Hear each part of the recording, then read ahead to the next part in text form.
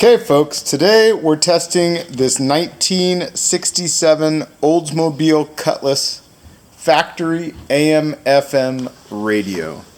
The model number, it's upside down over here, but it's 7300113. And I believe this radio is correct, or fits 66 and 67 Cutlass and 442 models. The knobs would be different for a 66, but I think you could just take them off of your current AM radio and you'll be good to go.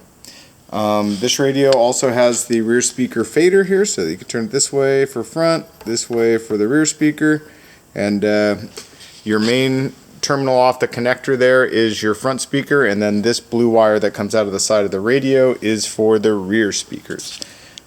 Anyway, a beautiful, beautiful example. You'll see more in the pictures, but the chrome is super nice, the lens is nice, the push buttons are really nice. Everything is just really nice about this radio. The case is great, top and bottom, just really, really clean radio. And the good news is it works as good as it looks.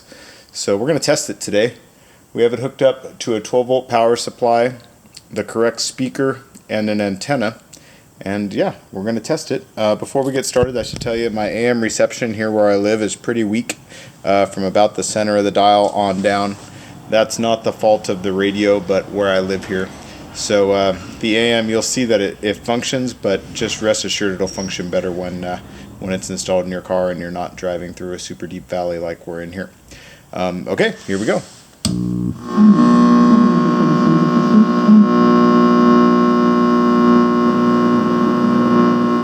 Santa's by 28. So we get better reception up here. Match between Cyril of Alexandria and Nestorius. Now, let me tell you. In March, Trump was at 42%, and DeSantis was at The Biden regime. Attorney General Garland. Anyway, quite nice. I'm sure everyone's wanting to see FM here, so we'll switch over. So now we're on FM. I can show you that when you adjust the volume, it gets quite loud, and there's no crackling when you adjust the volume. Might as well show you. We got, let's see if I can do this here with one hand. But that's all the way bass. And then this is all the way voice. And then that's the center of the dial there on that. And then the speaker fader, that's all the way front, which we're on right now. That's all the way rear. And then we'll put it in the middle. And then what I'll do is, right now we're hooked up on the front speaker channel. We're going to switch over to the rear here. So you'll see this volume will cut out. I'm going to try to get this to connect.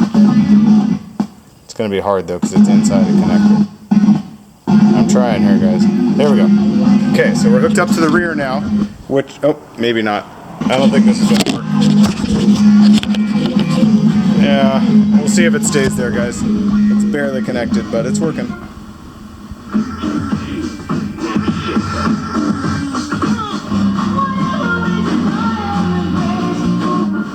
Here's on a set of 4 tires, plus get an extra 50. This radio really works well.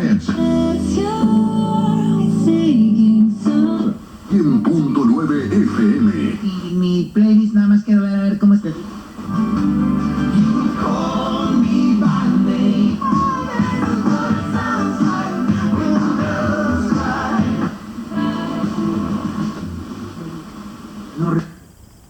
Oh, I think we came undone here. I'm going to switch back to the other connector. Yeah, see, it's just a, see this? I'm going to switch back to the front. There we go. Nothing wrong with the radio, just user error on my part. And it's here. $1,000 per person.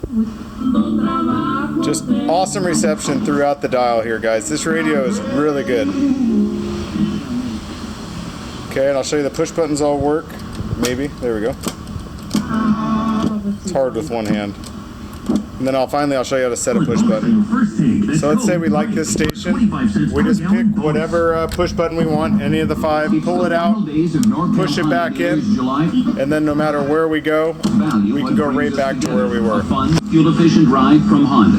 KTV.com. Anyway, if you've been looking for a factory AM/FM radio for your 66 or 67 Oldsmobile A body, this is it, guys. These rarely come up for sale.